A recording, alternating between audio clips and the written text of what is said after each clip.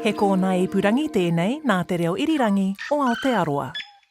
This is Mediawatch. I'm Colin Peacock. This week, further fallout for the media from the Tom Phillips saga and the suppression of information by the court when, as one journalist put it, rumours about the secret stuff are everywhere online and no one seems to care.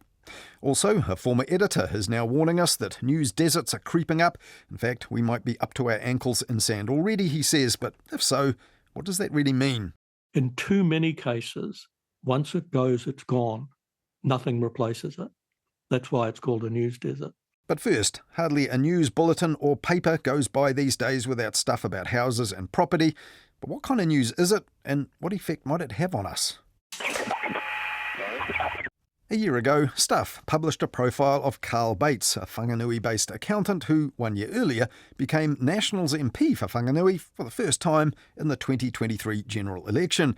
And he told Stuff, "A lot of the wins that we achieve out of this office are things that you can't go and shout about from the rooftops."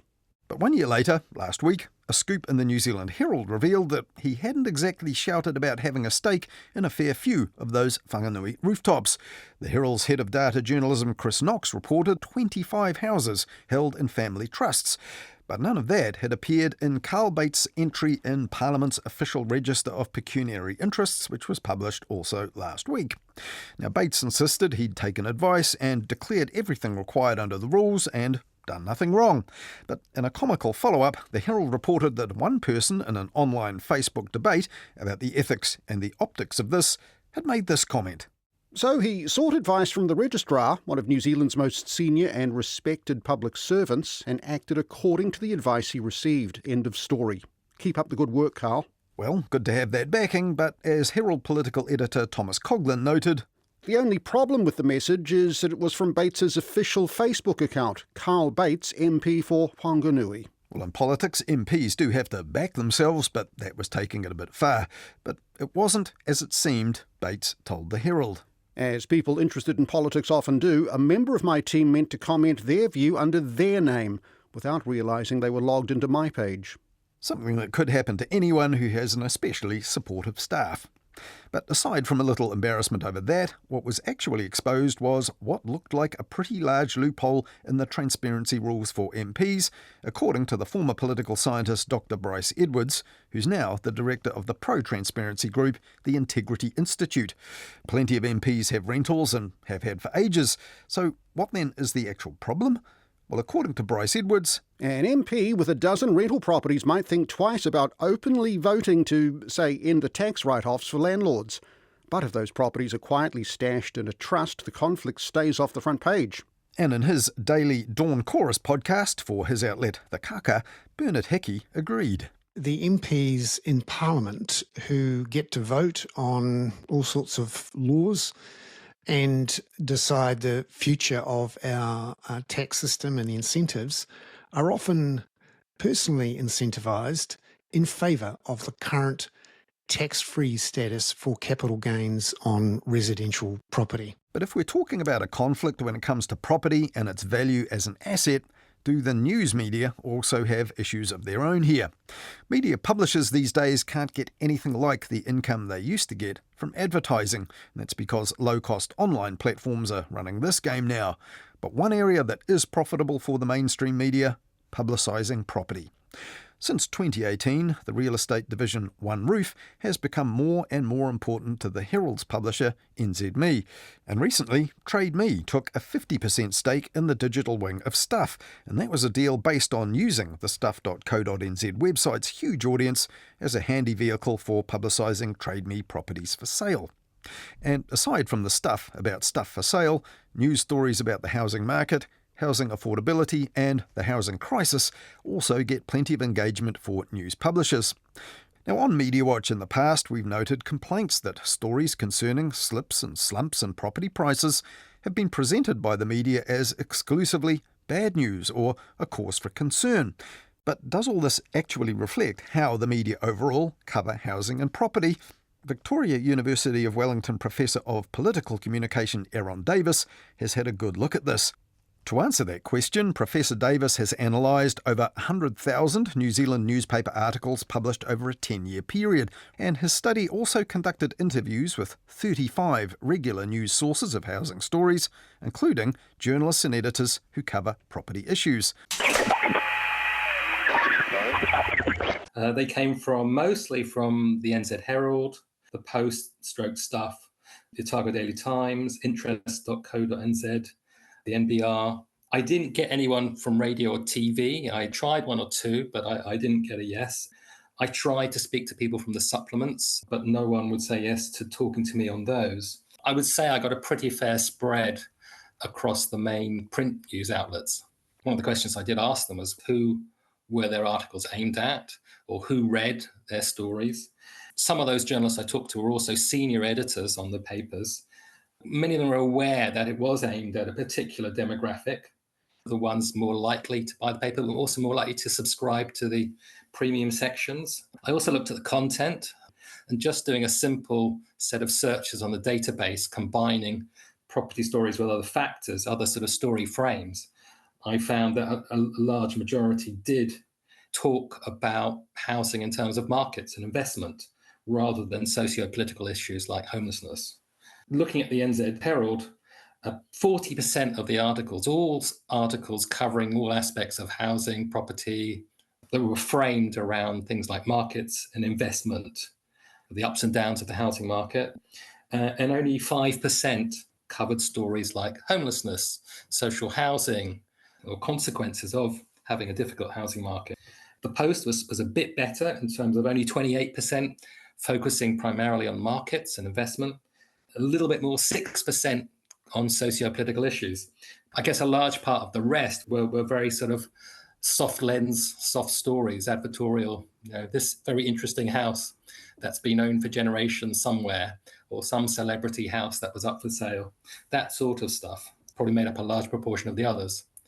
And also there were some just under 600 stories that had the phrase housing crisis in them or were addressing that topic. And the report says here far more stories looked at home ownership affordability than issues like renters' rights, social housing deficiencies or homelessness. As you said in the Herald, ownership and affordability of housing crisis issues were discussed twice as much as the three other categories. So that we think would be typical across other media too? I didn't put all the figures in that article, but yes, I saw that across the board. What you might call middle class or upper middle class or investor issues about the price of houses, affordability, availability for people buying, rather than those other issues. And another thing that we've had feedback on at Mediawatch from our listeners saying so many stories seem to cite economists employed by the big banks, and stories could be based entirely on their analysis or even their data. What did you find when you tallied the sort of sources and range of them that were appearing in these news articles? Yeah, it was very much oriented towards the property sector. In another article that's just come out in a housing journal, I list the 40 top most cited sources over this 10-year period. The Reserve Bank of New Zealand and Housing New Zealand, or Kaingaora, are two of the top 10 sources most cited. In fact, Reserve Bank comes top. But after that, if you look at the main, it is dominated by property sector. Some of the top ones are the Real Estate Institute of New Zealand, CoreLogic, Property Investment Consultancy, Quotable Value, realestate.co.nz. These sorts of property-connected consultancies, advocacy groups. A lot of the estate agents, Bailey's, Ray White, Barfoot and Thompson, but also the banks themselves, ANZ Bank, Westpac, BNZ, and so on. And TradeMe came 10th, I think, in your list, and you'd have to assume that now that they're 50-50 partners with Stuff Digital, they wouldn't be sliding out of that list anytime soon. But you did in the end conclude, though, and this is to quote from your article, much news reporting on housing issues is guided by professional journalist values. You even referred to, I think, in the stories in the best traditions of the practice. So you're saying in the end, proper traditions of balance and fairness and accuracy and so on do apply to these stories, albeit that they might have a bit of a skew in terms of topic? All the journalists, pretty much all the journalists, I would say, who I interviewed did have these traditional journalist values. But the trouble is, there's a large amount of stories produced by non-serious journalists. I tried to interview the people who write the fluff, who write the advertorial, but none of them would talk to me. There's the other factor, which is the journalists trying to do what they can, but they're also aware that their bread and butter is about reporting the markets, reporting what will bring in advertising.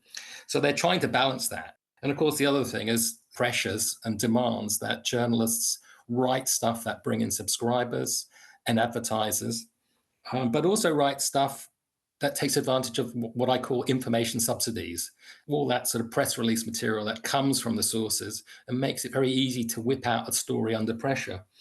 Although there's lots of very good, strong journalists left trying to do a good job, the circumstances are weighed against them. Yeah, there's a not especially surprising stat in your article saying just a shade over 1% of the articles in the Herald Holmes weekend supplement were about reference socio-political issues. I mean, very clearly it's about buying and selling of houses and all that stuff. But the journalists that you spoke to, I mean, there's a few quotes here about property, porn, fluff, even bullshit, not real journalism. So they're realistic about it. But do you think people do see it and think of it as more or less a bit like, the travel section? They know it is a form of advertorial in the end. Yes, those quotes are just some of the quotes. I had many quotes. Journalists talked about being ashamed, really, especially those ones who wrote a lot about property, feeling that the balance between them doing their job as a journalist, that bit of the job was getting smaller and smaller. Did any of them report getting any kind of pushback, Aaron, from the bigger agencies writing something that might be counter to their interests? I did probe all of them about that. Several said not really, but a few did give very choice stories. Threats of being sued, the paper being taken to court, them being taken to court, major advertisers threatening to pull their advertising. In fact, actually one senior editor said they lost all advertising for a year or two from a very prominent advertiser for covering a story area that was contrary to their interests. I don't know how widespread that is, but it clearly is there. And so if we turn to the impact all this has on the public that are reading, do you think all this coverage has the impact of influencing sort of, what they call rentier or, rent-seeking behaviour? What the study didn't do is research how the viewers and consumers of news actually read those articles, how they interpret them. But my feeling is it normalises the idea that houses are investable assets rather than places to live in. It normalises or perhaps helps create a hierarchy whereby ordinary homeowners and or multiple homeowners are on a better rank hierarchically than people who don't own their own home. And since so much of the content does that and has done that over many years, I think it must have had an impact. And as news increasingly becomes a kind of subscriber-based business and news organisations are trying to sell premium content in some cases, the way they have to structure themselves in the digital age, does it incentivise the media effectively to create coverage that might be slanted towards, even more so, the interests of a kind of property owning class rather than the public at large? Yes, again, I think it does. I don't just see this in property and in home coverage, housing coverage, but in quite a few areas.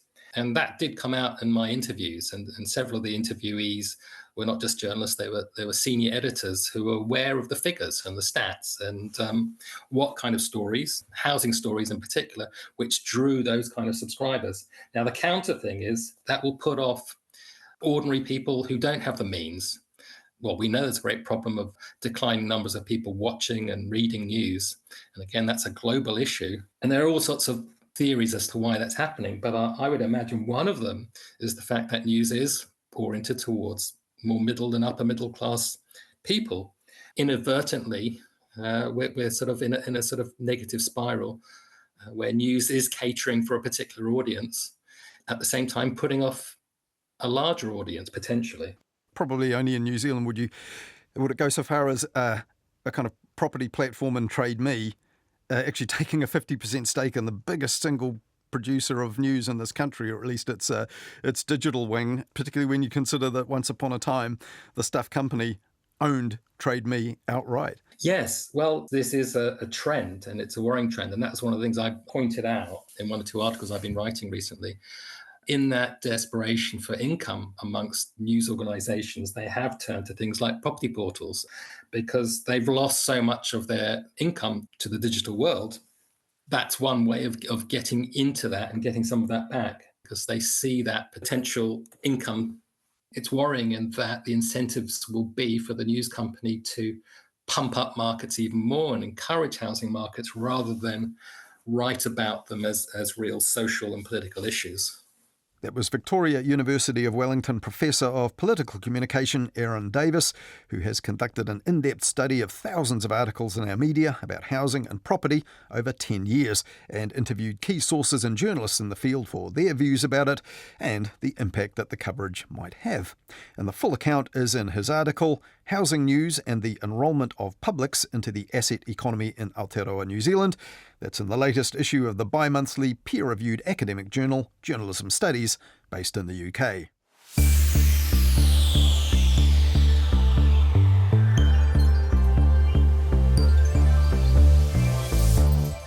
In this week's Listener magazine, there's an intriguing article called The Fall and Rise of the Local Rag, and in it, the author Greg Bruce tracks down community newspapers which, in his words, continue to fight the online tide. They don't have to fight the big two newspaper publishers anymore, though. That's Stuff and NZME. Both of those have already given up on almost all their local and community papers, and even given away some of them in waves of cuts and sell-offs from 2018 onwards. But by the time they folded for good, many of those community papers were a shadow of their past selves, with little truly local content and few journalists employed to create it. But where there's no newspaper, that often means no local news and no journalists to gather news. And that means the rest of the country misses out on stories that the rest of the country might quite enjoy. How's it going? Well, I'm going well. How are you? I just got a bit of a headache, but I was a bit sore, but other than that, not bad. What happened? So I was just getting the cows in as normal and got hit by lightning. That was farmer Chris Wilson telling Checkpoint's Lisa Owen how his upscale gumboots probably saved his life when he was hit by lightning on the farm near Westport. But that wouldn't have been heard around the country without the local daily paper Westport News putting that story on their front page in the first place. Now, some independent publishers are still putting out local papers around the country and even launching new ones, as Greg Bruce's article in The Listener showed. For example, there's Top South Media, run by Andrew Board, which publishes 5 community papers at the top of the South Island, including the Nelson Weekly. And further north, David Mackenzie of Good Local Media, which publishes weeklies and monthlies in Waikato, King Country and the Bay of Plenty. Now, he told The Listener he's been looking for a reporter in Te Kuiti for months. But when it comes to reporters in the regions, mostly it's been firing rather than hiring in recent years. In part, that's because the likes of Google and Meta and other offshore online operators now get most of the revenue from advertising, and because the costs of printing and publishing local papers are rising fast. Earlier this year, Stuff said that the cost of producing their community papers had gone up by 46% since 2022. And this is happening all around the world, especially in the US, where substantial towns and cities that once had dozens of reporters at local news outlets now have none at all. Last year, the former New Zealand Herald editor-in-chief Gavin Ellis asked, if not journalists, then who would be able to hold to account the elements that collectively make up our democratic nation? And in a report for Koitu, the Centre for Informed Futures, where he's a research fellow, Dr. Ellis warned that New Zealand news media now face extinction within a few years without urgent changes. And he also warned, we run the risk of following North America, Australia and the United Kingdom with the creation of news deserts in which there are no local news outlets. Such areas have seen significant decline in political participation and civic engagement. Now, this isn't a new theme for him. In one of his books, Complacent Nation, Ellis warned nearly 10 years ago New Zealanders were not alert to the threats to the future of democracy here, including news and journalism's role in that. And now, in a new Koitu paper that was out last Thursday, Gavin Ellis said there are now fewer journalists employed here in New Zealand, about 1,400, than are employed by the New York Times alone. And the first significant manifestation of news deserts will make itself felt during this year's local elections And then, We believe that by the time local candidates begin campaigning for the 2026 general election, the phrase news deserts will be in common use. but Dr. Ellis's main point in that report is there's nothing much happening at a corporate, local or central government level to stop this. So, what might help? I think in rural areas, we're already seeing that they are not being covered locally. And in metropolitan areas, where I live in Auckland, there is now no community newspaper. The local government elections have really highlighted this because I have seen no interrogation of local candidates. I'm talking here about local board level candidates, not mayoral. Democracy depends on it. And I don't have that facility where I live. You say in the report social media is not a solution to news deserts, and yet there are a lot of community groups that are quite active, some news-like, if not actual journalism. But look, if the worst happens and social media kind of takes over, is that necessarily going to be detrimental to social cohesion and democratic health, as your report warns? Well, that hope was expressed through the term citizen journalists, the amateurs who are taking the place of journalists on sites like you just mentioned. Studies in North America in particular have found that they do not fill the void.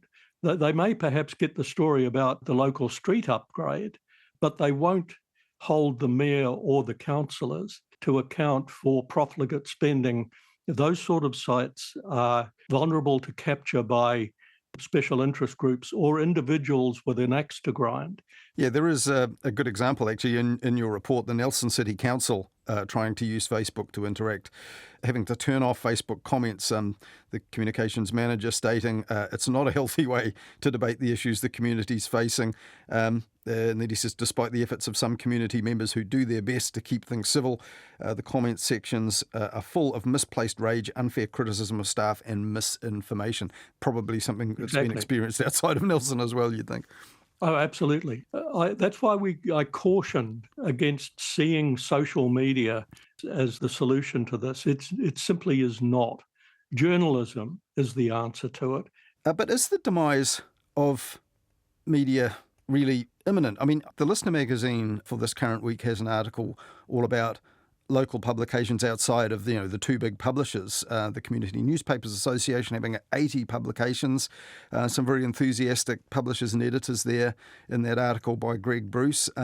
Independent small-scale enterprises still launching titles. In your report, for example, there's the example of Taupo. So the local papers there were closed by the likes of Stuff and NZME over a couple of years. But one of them, bought by one of the journalists that worked there, still running. They've teamed up with Lake FM, a local radio station that has been inspired to team up with them and create news bulletins. So are there new adaptations at a smaller level that will keep the deserts at bay? They can keep the deserts at bay, but they need help. They're finding it difficult to keep up with rising production costs, for example, if they're producing a print edition. So there are exceptions, of course, but the lot for community papers is still tough. And the report goes to some lengths to set out the methods that are being used in other countries to ensure that community-based news outlets are helped, through things like in the United States, a lot of the states have tax credits, even and in the UK, for things like renting space. They are the answer, but we've got to make sure that they continue to exist. Maybe there are sort of smaller specific things. For example, in your report, it's referenced by David McKenzie, the current chief of the Community Newspapers Association, and produces his own publications in the Waikato region, that New Zealand Post, the number of days and the cost of it has gone through the roof. Council advertising is another thing. Papers like the Westport News and others finding the council's kind of pulling back on their commitments, previous commitments to publish stuff. And indeed, the local government minister has deemed that local councils no longer are required to publish their notices in local papers. Could small-scale things like this actually make a big difference and keep some of these papers regionally in business? Sure. There are outfits like David Mackenzie's that are doing a very good job in places like Cambridge, but the outer limits of distribution come under pressure because of things like the cost of rural delivery or post. But there are ways in which those pressures can be alleviated. The government could find ways of minimising the impact of continually rising distribution costs through credits and so on. You mentioned the local democracy reporting scheme. I think some 16 reporters around the country now that's run out of RNZ. In 2024, at the end of last year, local government New Zealand said we should have LDR everywhere, all communities, all regions. It should be absolutely nationwide. Do you back that as a possible solution? That would be wonderful, but you've got to have the outlet for their work to be published in the first place. It's no good having a reporter based in Central Hawke's Bay if there's no Central Hawke's Bay news outlet to carry their work. The news deserts are not solved by simply putting a reporter in a local government area. Now, it doesn't have to be on paper, and ultimately none of it will be on paper. But there have to be ways of reaching people en masse with professionally produced public interest journalism, but it doesn't solve the issue if we see the sand encroaching any further. You mentioned the possibility of tax breaks or credits or something like that. What other sorts of things that are financial might actually assist? One of the fundamentals is Simeon Brown rescinding his get-out-of-jail-free card to local bodies saying that they actually must advertise in local media. In California, for example, it is mandated by law, and the sole purpose of that is to sustain those publications. Okay, and then a couple of other categories in your section on remedies. Financial is one, and then technological and operational. What sorts of things under those headings do you think? In terms of technological, we have yet to really see the way in which AI might be able to help to provide core local news. There is a scheme being worked on in Hawke's Bay. We heard exactly that from Peter Fowler on the program last weekend, yes. Absolutely, yes. It is Peter Fowler I'm talking about. That's part of the answer. The other thing that I think there's scope, perhaps as an interim measure, to set up a national hub for community news organisations, perhaps non-profits. And I see a lot of future for non-profit at that level, so that they don't have to go to the expense of setting up apps and websites. The public's access would be local. They would be seeing their local community news, but the technology behind it and all the back office stuff would be centralised. A lot of cost savings in that. On the operational front, I think that we've got to address these cost structures. They were fundamentally responsible for the loss of those Stuff and NZME community papers. There are various ways that I set out in the report where that can be helped. Now, the community can help. If they have a community centre, why is the community news organisation not given space in the community centre from which to operate without rent? There is real scope for non-profits in this area, but we really do not have robust legal structures in which they can reside. For example, donating to a news organisation is not a philanthropic purpose. It has to be done in a sort of backdoor way as an educational contribution and so on.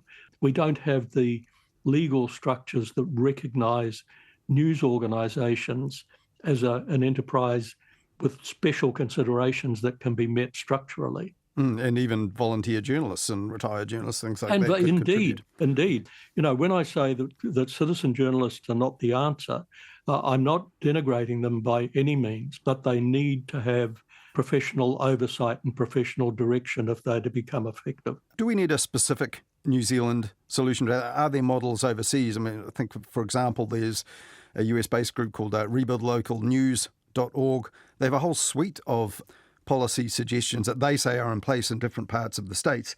to aid local media. The small business advertising, a scheme for setting rates for that, employment tax credits, government advertising, which you've already mentioned, making that kind of mandatory. There's a scheme called Newsmatch, a kind of dollar for dollar thing where local or state government can match other people's investment into a local news product, even loan forgiveness for journalists. A whole bunch of stuff there that they say is in place at a bunch of news organisations. Oh, in the paper, a lot of those remedies are drawn from the very examples that you've just cited. Many of the solutions we can find elsewhere and see which ones have worked and which ones haven't. Why not do it before the crisis actually emerges? In the case of local news, in too many cases, once it goes, it's gone. Nothing replaces it. That's why it's called a news desert. Well, some of the things that you've recommended in the report will require, if not actual government or public investment, then at least government assent. But do you think this current government's really of a mind to interfere in the market? I mean, it's interesting that just in recent days we've seen them promise assistance to regional airlines, which look like they're in trouble, and also, $70 million to bring big events and concerts. Do you think any of that would be forthcoming from this government for the media? They may be presented with a fait accompli if turnout in the local body elections is historically low, and particularly in areas where we've lost that local news coverage. That may be a wake-up call to them, but I fear that they have adopted not even a laissez-faire attitude, but almost denial. When Paul Goldsmith came to the job of Media Minister, he made a point of saying he recognised things were urgent and that he was on the case, and then a full year passed. Some of the things that he did put forward in his plan of action, merger between the Film Commission, New Zealand On Air, that seems to be off. Advertising on a Sunday, which you'd think would be pretty low-hanging fruit, been talked about for years, that seems to be off because of objections within the coalition. The Fair Digital News Bargaining Bill for absolutely on the back burner, on the outer. The review of regulation that you argued for, indeed, or some regulation review you argued for in your last report for Koitu, that seems to have been reversed or watered down. Nothing much is happening, is it? No, it's not. And in spite of that inaction, things are still getting worse. Now, we simply cannot afford to have any less journalism in this country than we have now. We are already, I think, below credible minimums. That statistic about having fewer journalists in the New York Times, that's simply not enough. Not for a country of 5 million people. But it's not just down to Paul Goldsmith, it's not just down to central government. It's an issue for all of us, because all of us have got a stake in it. That was Dr. Gavin Ellis, a former editor-in-chief at the New Zealand Herald, who's now Research Fellow at the University of Auckland's Koitu, the Centre for Informed Futures, and he's the author of the just-released report, News Deserts, Local Journalism at Risk. Koitu, by the way, is a non-partisan, future-focused think tank which describes its mission as tackling complex, long-term challenges that shape our future, and the future of journalism and the media is certainly one of those. The full report is available at the Centre's website, informedfutures, all one word, .org, or there's a link to it in the digital version of this story on our news page at the RNZ website. That's rnz.co.nz/news/Mediawatch.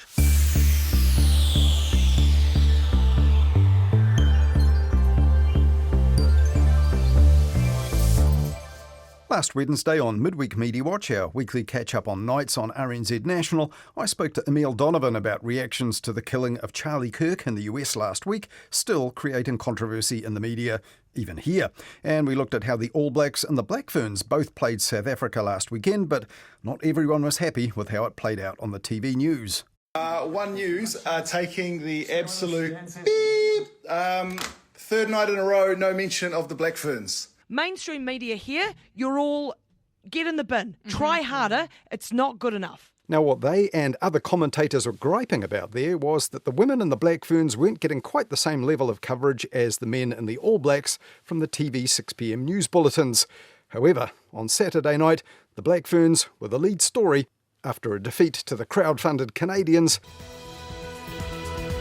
Kia ora, Good evening. Semi-final heartbreak for the Black Ferns. The Kiwi women's reign as world champions coming to an end with a shock defeat to the largely amateur Canadian side. Andrew joins us for sport now. We're still coming to terms, aren't we, with that Black Ferns loss? It's over. Didn't see that coming, Wendy. Clearly the Black Ferns didn't either. So where to from here? Another thing we touched on midweek Mediawatch was further fallout for the media after the dramatic death of Tom Phillips last week. The controversial Julie Christie doco, stuff facing the prospect of prosecution for publishing leaked police communications, and the ongoing suppression of information ordered by the court have all been in the news. And among those urging their media peers to go easy on account of the Phillips children at the heart of the tragedy was Patrick Gower. We don't need to use their names anymore, we don't need to show their faces anymore, and we don't need to push for every single detail. But he wasn't the only one in the media this past week saying they should be thinking of the children, or pointing out, like his Stuff colleague Lloyd Burr that same day, that rumours about the supposedly secret stuff are everywhere online, and according to Lloyd Burr, no one seems to care about social media following the rules. But others in the media have argued that, for the very same reason, suppressing the information is actually pointless. It simply can't be stopped. The courts can either acknowledge reality or pretend it isn't happening, and we've clearly done enough of that. That was News Talk ZB's Heather Duplessis-Allen late last week, but on Thursday this week, the High Court disagreed and again suppressed the details that she was talking about there. However, people can and have been sanctioned for breaking the law prohibiting electioneering on social media on Election Day. And this week, the Justice Minister Paul Goldsmith, who's also the Media Minister, told reporters at Parliament he's now seeking advice on suppression laws and social media. There is, I suppose, a mismatch between the suppression orders and what is going on in broader sort of modern social media. And so, yes, I'll be taking some advice on it if it means having a conversation. But, I mean, ultimately, we've got to deal with what is practical and what we can effectively do. But Paul Goldsmith also admitted he hasn't got any effective solutions in front of him right now. Now, while Gavin Ellis was editor-in-chief at the Herald, he would have made calls on what to reveal in the public interest, albeit in the times before social media. So while we had him on this week, I also asked him which side he's on this issue. Within our court system, there are good reasons for certain types of suppression. You know, the protection of children is fundamental. The safety of witnesses is fundamental.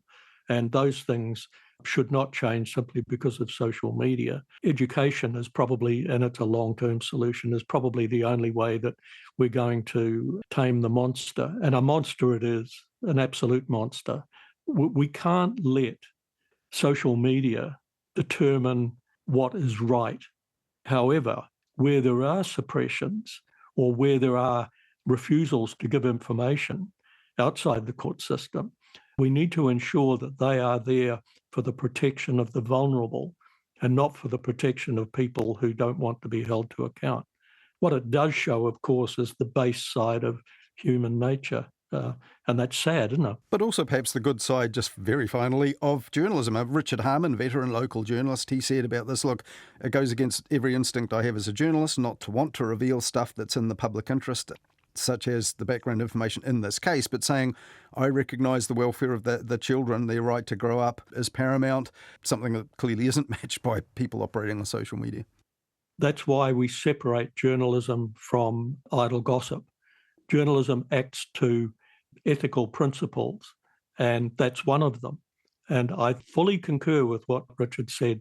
We must remain true to those ethical principles. It's the only way that journalism is going to survive and be valued, in my opinion. That's Gavin Ellis, former editor-in-chief at the New Zealand Herald. Well, that's it for this weekend on Mediawatch. Thanks for listening. I'll be back again with Midweek Mediawatch next Wednesday at about 8:30 on Nights with Emile Donovan. And then we'll be back again on Mediawatch at the same time next weekend here on RNZ National. In the meantime, back to you, Jim. Gavin Ellis there, the former editor-in-chief at the New Zealand Herald, on the program for the second time this week.